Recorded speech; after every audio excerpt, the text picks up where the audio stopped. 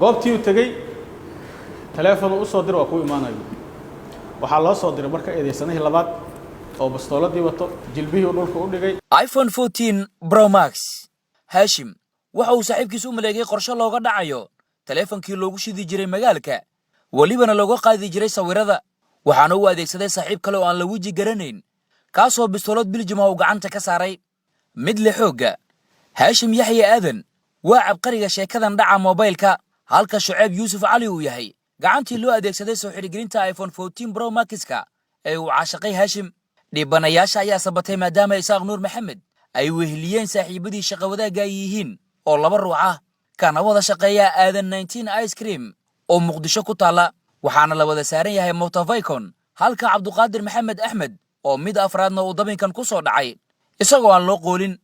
warta nabadda waaxda afraad ee Xamar Bile gaar ahaan dugsiga Macallin Murjaan habeen taariikhdu ay ku beegan tahay 20 November sanadkan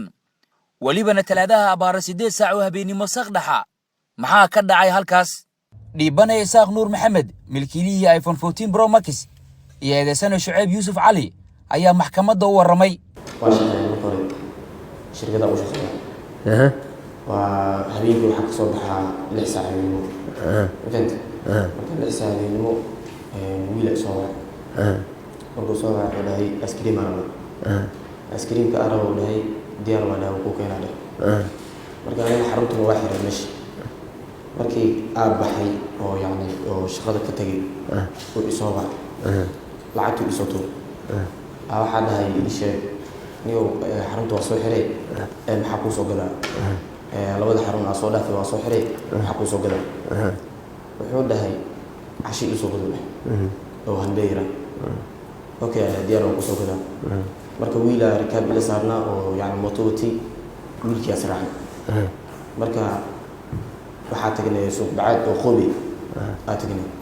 hanbeerki markii aan soo gadnay hanbeerki waxaan lahay $2 aan lahay $2 aan lahay $2 aniga jabkeen ku jirin asaa wacay marka waxa dhahnay hanbeerka $2 way $1 kale ku soo dir sidii $1 markuu lagu soo oo yani oo dhahay $1 mahay inuu wax la ii soo gudbay يعني وحي أو يعني قوي أما جيبسي أما برستو أوكي هذا أنت مركي هذا أنت كوك هنا ماشي أو يعني أو أسكوب المسنين على كمين حافظ على كمين لونه كذا شيء وكان ولا أوكي هذا دمله حافظ مركي أمانة أسنا وعن هذا هني وجه ناي حافظي صباح وحده هي ماشي سمجوجي مالها ولا بالدكسي أو هو الدكسي مع المجان يقوم هو حافظ حاجة سجوان أوكي هذا دم لو كل معنا مركي حافظ أيمن الدكسيجي أيمن أو إسلا جوبتي أيمن أو نقول عفلك أصور عني هذا هني اللي هو وجه جاي دياره هذا كوسبحة وكوسبح سنة أوكي ديار مركي إيفن مركي موبايلك لبده خيخو أو موبايلك ساس عود مني لبده أو مش أتجني من كلام مصبح لوك سيدي مركي موبايلدي aan lacag oo shantii mobile 4 Samsung iyo hal iPhone ku jirto markii ninkii la dhacay habeenkii ninkii markii oo jilbo loo dhigay xabadka loo dhigay oo yani inta oo ka baxay ana loo khalaq soo wareegsanay markii oo soo wareegsanay ninkii noo sugada qabatay oo sugad markii ay qabatay waxaan dhahay ninkii oo ku raadinayna ninkii la raadiyay meel ka baxay marka habeenkii aan iska samaray oo yani mobilada ka samaray oo shaki oo yani igu jirin marka hore shaki asi wiilkii oo isoo wacay oo yani mobilka ugu lahanlay shaki buux ma ka qabin yani meeshii ugu balmi oo falka ka dhacay bis inta markii tuugi soo xirnay yani kiiskiisa baarnay wiilkana waa nin asna khano xaafadda way degan way driskeena way marka wiilkii marka soo xirnay shaki oo asaabo ku cadeeyay oo ninkii ana shaki ka qabnay asaabo ku cadeeyay marka saas oo falka u dhacay wax mobilada wiilashaas xeeto waxa u dhacay shirkool macnaha telefoon iPhone wataa dadkaas oo qaad marka wiilashii markii meesha ugu bilaabay oo maday oo telefoon kale saddex laba wiil kale la socdo oo feekoon marka sidoo weyn aan hal wiil saarnay saddex markay noqdeen arkay saddexdooda taleefanada ka qaaday wiilka laan marka meesha soo maray wiilkiina aan soo ka qaaday sidaas ku dhacay markan aan idin raaciyo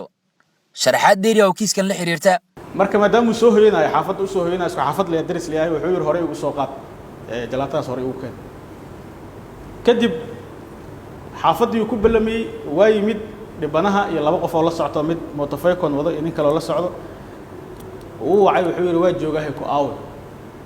wuxuu yiri maya ma joogi meeshaas meel qaldan ku sheegay meel kale tag oo masaajid ku agyaal iyo dugsi quraan goobtii uu tagay telefoon u soo diray waa ku imaanayo waxaa loo soo diray marka eedeysanihii labaad oo bastooladii wato jilbihii dhulka u dhigay wuxuu ka qaatay telefoonadii ay wateen targetka marka muxuu ahaa targetka wuxuu ahaa iPhone ku ahaa nin kale oo asagana dhalinyaro oo shacab ah jiray telefoon ku hadla ku soo dhaxdhacay isagana waa laga qaatay markuu fiiriyay telefoonadii marka iPhone-kii kuma jiro maxaa yeelay dhibanaha laba isku watay iPhone iyo wuxuu watay Samsung ku dhiib iPhone kilidu ku watay mudan gudoomiye uu ku noqday mar kale wuxuu yiri iPhone-ki soo bixi baaris labaad ku sameeyay iPhone-kii ka helay macnaha qof target ah oo wax loo soo sheego wax u socdo ahaa baraha kiiska ayaa maxkamadda u faahfaahiyay sida kiiskan uu ku soo gaaray saldhigga warta nabadda ilaa fadhiga maxkamadda darajada koowaad ee ciidamada qalabka sida ninkii cashada u diray oo Haashim ah wiilashii meeshii ugu ballameen u joogo 15 daqiiqo ka bacdi iyagoo iska soo dhaqaaqay oo ugu yimid cali kamiin iyo saldhigga inta u dhaxayso ugu soo aan weydiin cashadii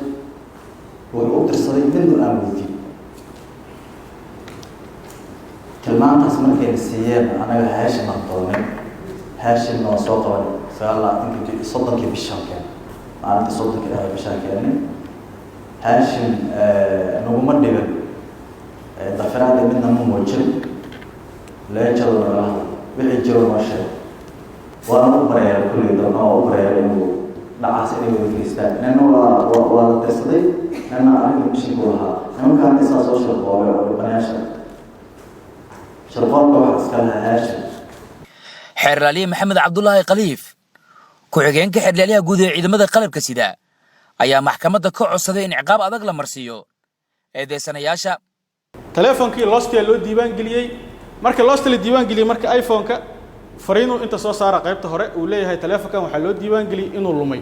saa darteeda fadlan la soo xiriir lambarkan gudaha uma geli kartid marka passwordka ma geli kartid automatic waa xiran yahay markay caqabadaas qabatay waxa lagu fikiray in dalka dibadiisa loo qaado la soo jibiyo dalka dibadiisa loo qaaday Uganda la geeyay kadib inta lagu maqnaa processkaas ayaa la soo xiray shirkadii qaraxday kadibna telefoonkii baarisa lagu keenay waa la soo celiyay waxaan rabaa inaan maxkamadda u soo gudbino telefoonka iPhone 14 Pro Max oo la soo celiyay oo sheekada ka bilaabatay iPhone-ka sheekada ka bilaabatay waa kana sidaa darteedu telefoonkiisa ku badbaaday dhibanaysa mudan gudoomiye garsoorayaal maxkamadda sharafta leh maxkamaddu waxaan u soo gudbinay qiraaladii eedeysanayaasha oo garsoor ka hor qirteen waxaan sidoo kale maxkamadda u soo gudbinay bastooladii dhac lagu geystay waxaan sidoo kale maxkamadda u soo gudbinay telefoonkii iPhone-ka ahaa oo sheekada ka bilaabatay oo dib loo helay kadib markii loost lagu xiray kadib sidaa darteed maadaama uu eedeysanaha koowaad riski u geliyey nafta saaxiibkiisa dariska uu ahaa oo bastoolad xabad ku jirta u dhiibay qof shacab ah oo yiri iPhone-kaas noogu soo dhac oo riskigaas uu geliyay waxaan maxkamadda si sharaf leh uga codsanayaa inay ku qaado qodobadan ku soo eedeynay oo ah 484 iyo qodobka 297 xeerka ciqaabta Soomaaliyeed sidoo kale eedeysanaha labaad isagoo shacab ah ayuu bastoolad qaatay dad shacab ah ayuu khalkhal geliyay waxa laga yaabay qaarkood inay xanuunsan yihiin oo xanuuno ay qabaan riskigaas uu sameeyay telefoon uu dhacay waxaan maxkamadda aydan ka codsanaynaa inay ku xukunto qodobadan ku soo eedeyn maxkamadda waa maasanta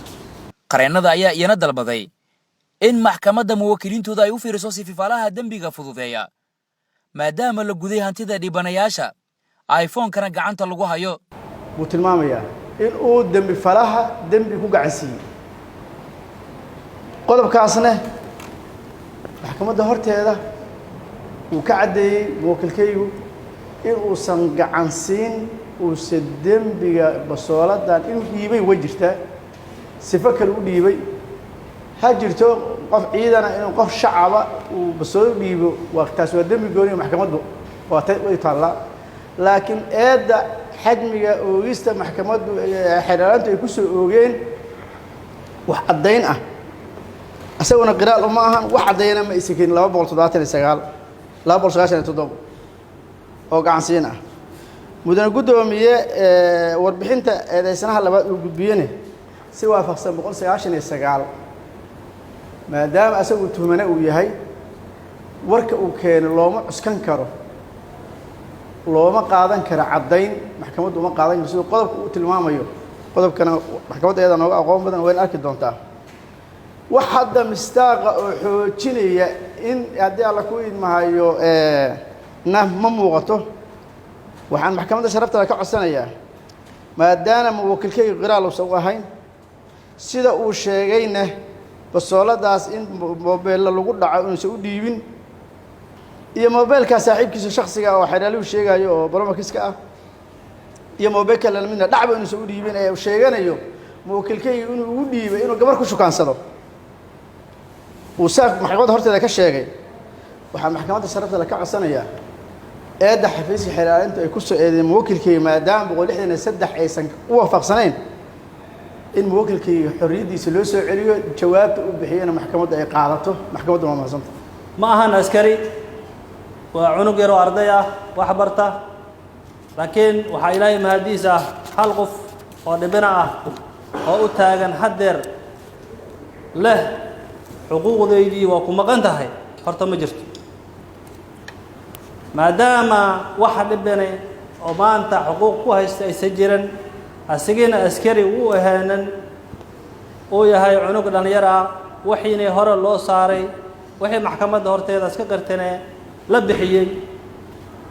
سي وافقسن قضبك فرتنات فرقديسة أو أنت كيسكا برنامج كذا قال جل الكهر حاله لبح شيء محكمة شرفت له وحكعت سنايا ما دام وسجن قرالي هاي إن أي أفضل ذيسو قضبك فرتنات فرقديسة فإن أي قادته أي أخرسو أين الراعسو عدسقة فرقد جي أم جاء أو إن لو فضل ذيو كيسكا وقعنتيسو كوجستي ما دام واحد بنا يجرنا أرنتي لسوح ليي والدي تيسنا يسوح ليين عقابنا يقفل انتهي انتهى دير وحرناي محكمة شرفت له ومهات انتهي وبالله توفيق ugu dambeyn gudoomiyaha maxkamadda darajada koowaad ee ciidamada qalabka sida gaashaana sare xasan cali nuur shuute ayaa fadhigan soo xiray caftaha khiyaar warbaahinta qaranka muqdisho